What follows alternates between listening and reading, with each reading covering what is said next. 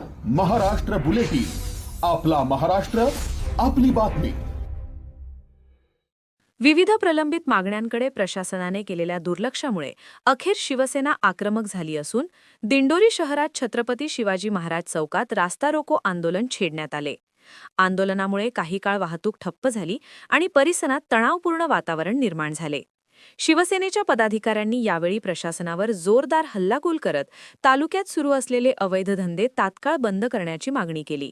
तसेच धरणांमधून सोडण्यात येणारे पाणी त्वरित थांबवावे, शेतकऱ्यांना दिवसा अखंडित वीज पुरवठा द्यावा आणि शासकीय कार्यालयांतील अधिकाऱ्यांच्या मनमानी कारभाराला लगाम घालावा, अशा मागण्या करण्यात आल्याची माहिती माजी आमदार धनराज महाले यांनी दिली।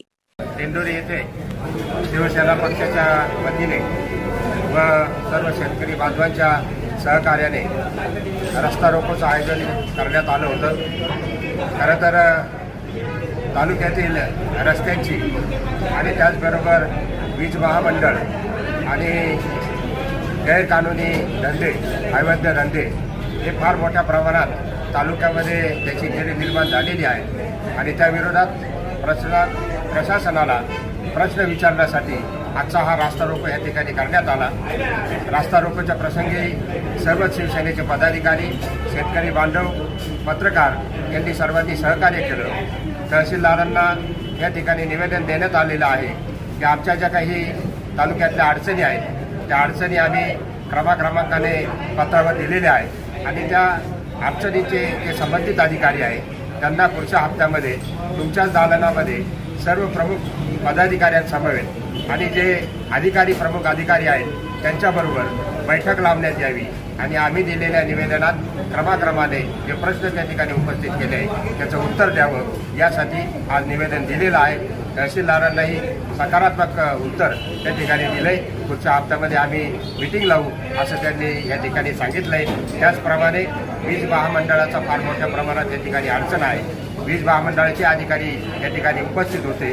पुढच्या हप्त्यामध्ये नाशिक रोड येथे कार्यकारी अभियंता वीज महामंडळ यांच्याकडे आमच्या सर्व शेतकऱ्यांसमवेत त्या ठिकाणी मीटिंग लावण्याचं आश्वासन त्या ठिकाणी दिलेलं आहे आणि ही सर्व आश्वासनं किंवा हे सर्व प्रश्न जर सुटले नाही तर पुढच्या काळामध्ये शेतकरी आणि सर्व जे काही आमचे दिंडोरीवासी आहेत यांच्या समवेत शिवसेना स्टाईलने मोठ्या संख्येने प्रशासनाच्या विरोधात या ठिकाणी आंदोलन उभं केलं जाईल असाही इशारा या ठिकाणी दिलेला आहे। मागण्यांचे निवेदन तहसीलदार मुकेश कांबळे यांना देण्यात आले।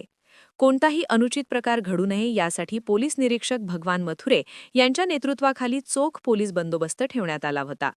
आंदोलनावेळी माजी आमदार धनराज महाले, संपर्क प्रमुख सुनील पाटील, जिल्हा प्रमुख भाऊलाल तांबडे, शेतकरी सेनेचे जिल्हाध्यक्ष सुरेश डोखळे, प्रवीण जाधव, मंगला भास्कर, वैभव महाले, अमोल कदम, सुरेश देशमुख, सुजित मुरकुटे, सचिन देशमुख यांच्यासह मोठ्या संख्येने शिवसैनिक उपस्थित होते।